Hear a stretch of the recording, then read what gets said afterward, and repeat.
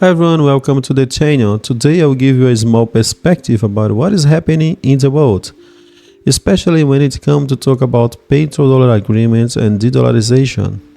Let's go to open up a discussion about these topics, but first, if you are new here, please let me know about your opinion and perspective.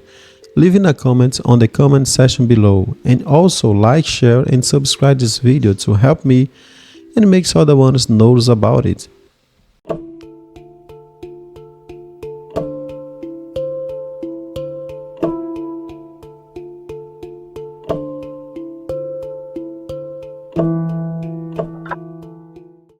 The so-called petrodollar agreement we've been heard on our screen during the past days, as the name suggests, is an agreement between US and Saudi Arabia.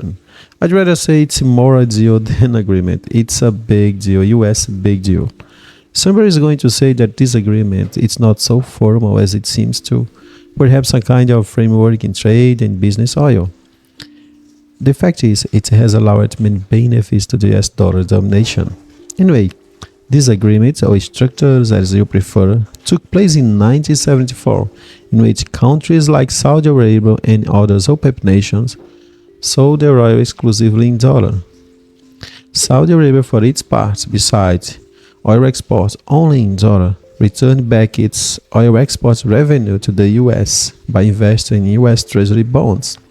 In exchange, the US would provide military support, weapons and protections. So let's try to draw a possible scenario.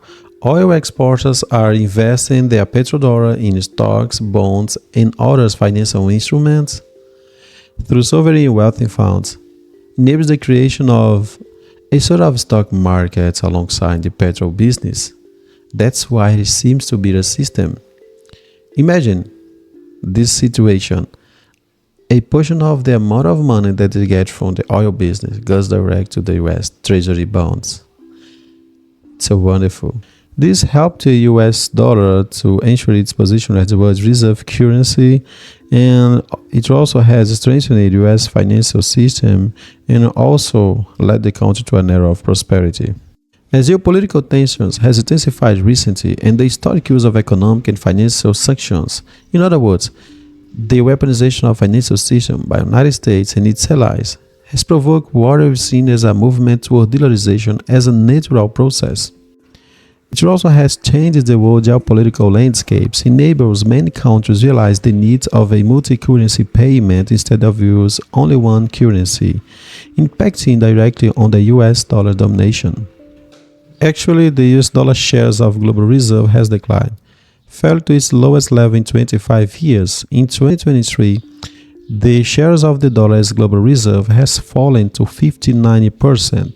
So we can see a softly declination caused by the movement of digital dollar, and this is happening in many parts of the world. In African countries, for example, we can see the creation of PAPSS, that means Pan-African Payment and Settlement System.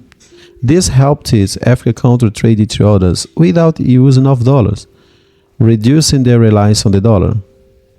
In South America, Brazil joined the China cross-border payment system. Some Asian countries are also using the China cross-border payment system, and Saudi Arabia that recently joined BRICS countries can't be aside. That's why Saudi Arabia joins MBridge for better cross-border payment. The world seeks to let the global financial system more dynamic, and countries are tackling big challenges like competition and also following a trail to cross-border payment system. That's why they are trying to become less reliant to the dollar. That means ditching the dollar is a trend. I'm not saying that ditching the dollar 100%. The countries are just looking for to become less and less reliant to the dollar. That's it.